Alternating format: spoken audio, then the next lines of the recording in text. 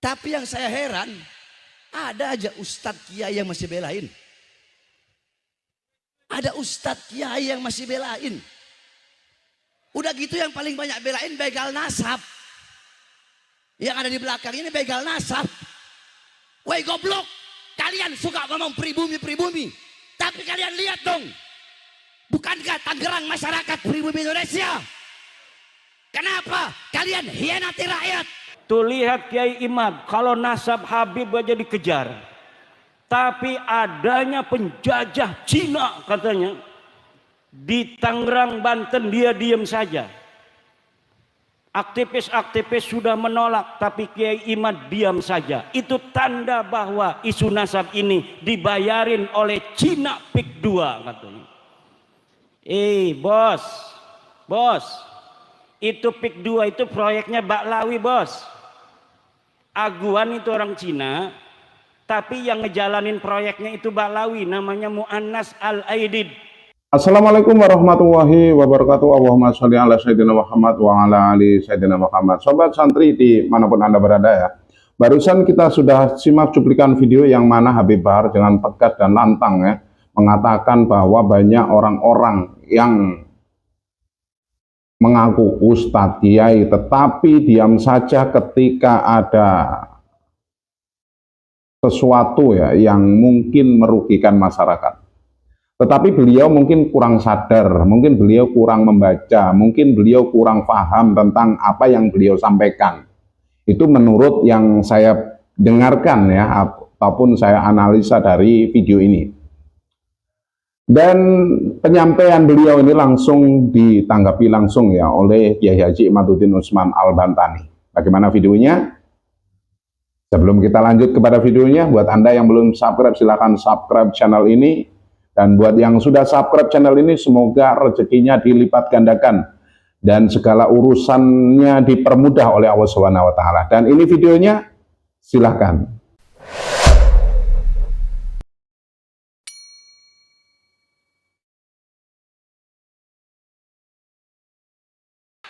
Makanya kalian, para pengusaha-pengusaha, jangan macam-macam kalian dengan bangsa dan rakyat Indonesia.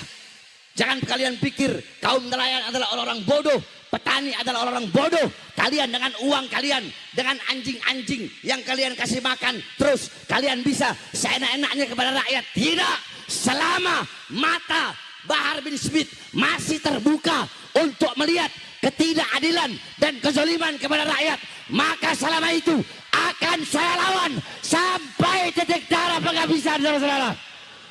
Allahu Akbar. Allahu Akbar. Allahu Akbar. Oleh karenanya pemerintah wajib usut tuntas kasus pagar laut. Siapa yang menanam tuh pagar di situ, betul? Siapa yang nanamnya? Siapa yang ngirimnya? Siapa pemodalnya? Siapa pemiliknya? Perusahaan mana? Harus begitu. Tapi alhamdulillah saya lihat pemerintah sekarang langsung beraksi cepat, saudara-saudara. Betul? Bagus enggak? Bagus enggak? Ya kalau ada bagus kita bilang bagusnya, betul? Betul? Bagaimana kemarin saya lihat pidatonya Prabowo? Dia omelin tentara sama polisi itu. Ya, lihat enggak? Apa katanya itu? Pokoknya kalian ini harus melayani masyarakat, harus begini. Nah, itu bagus itu. Itu jiwa pemimpin itu, betul? Betul? Kalau pemimpin seperti itu, dukung enggak? Dukung enggak? Nyawa kasih enggak? Jiwa kasih enggak? Kita bakal kasih nyawa jiwa kita, ayo sama-sama. Asalkan seperti itu, betul? Pro kepada rakyat, berpihak kepada rakyat, betul-betul melayani rakyat, kerja untuk rakyat. Tapi Prabowo bagus, dia bilang, kalau kalian nggak mau kerja untuk rakyat, silahkan kalian keluar. Bagus nggak? Tegas nggak? Nah, jangan cuma begitu. Tegas juga kepada mereka, orang-orang yang beruang. Tegas juga kepada mereka yang semena-mena mengambil lahan-lahan masyarakat dengan ditipu-tipu segala macam, diiming-imingi dengan uang. Saudara-saudara, pagar laut di Tangerang itu viral. Kenapa? Dekat dari Jakarta. Masih banyak daerah-daerah lain yang sudah dipagar, bahkan sudah ditimbun tanah di seluruh Indonesia, di berbagai daerah-daerah Di Indonesia masih ada lagi yang seperti itu, saudara-saudara, yang ingin dikuasai oleh mereka. Maka jangan sampai ada lagi penjajahan gaya baru, betul?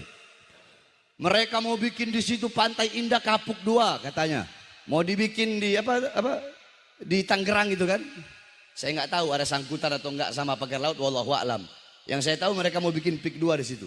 Kalau mereka mau bikin PIK 2 di situ, berarti masyarakat digeser nggak? Kegeser nggak? Yang ada di PIK rata-rata orang kaya apa orang miskin yang tinggal? Orang kaya apa orang miskin?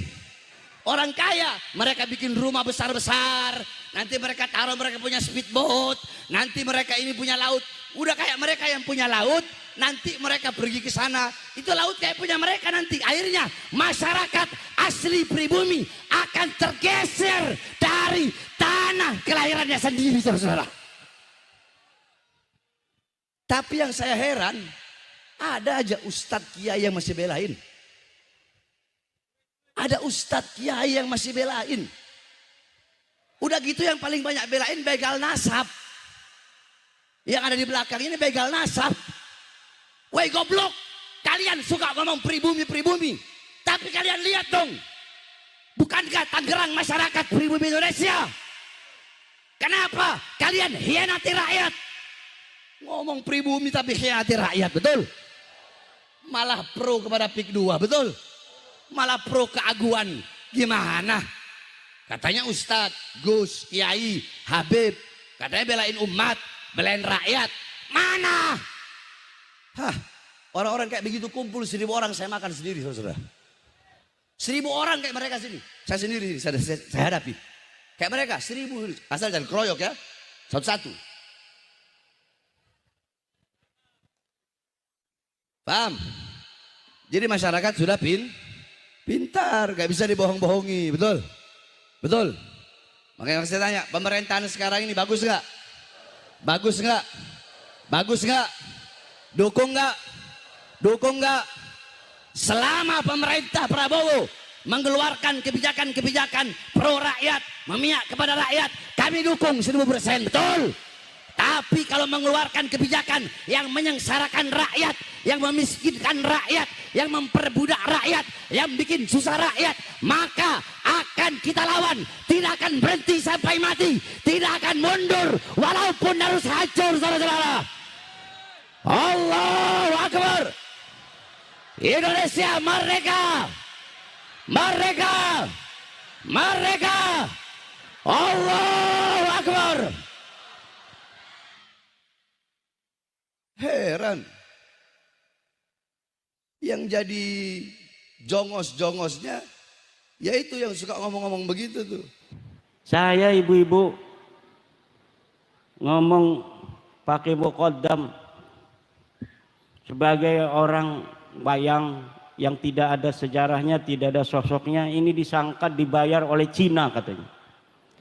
Ini Kiai Imad ini membatalkan nasab Balawi karena dibayar oleh Cina. Kata saya, urusannya apa Cina sama saya? Apa untungnya Cina itu sama batalnya nasab Balawi? Sekarang kan di Banten lagi ada proyeknya Pak Jokowi dulu. Proyek strategis nasional. Namanya PIK 2. Saya kan gak ngomong. Mau setuju, mau menerima, mau menolak, saya gak ngomong. Itu banyak orang-orang yang musuh-musuh Pak Jokowi itu sekarang lagi menolak proyek strategis nasional PIK 2. Lalu karena saya diem aja, tuh lihat Kiai Imad, kalau nasab Habib aja dikejar. Tapi adanya penjajah Cina katanya di Tangerang, Banten, dia diem saja.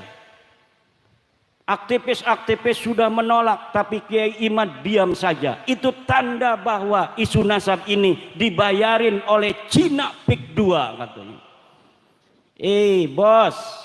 Bos, itu PIK 2 itu proyeknya Baklawi, bos. Aguan itu orang Cina, tapi yang ngejalanin proyeknya itu Baklawi, namanya Mu'annas Al-Aidid. Dia Baklawi, dia Kabib. Kalau saya ngelihat Baklawinya, saya langsung nolak.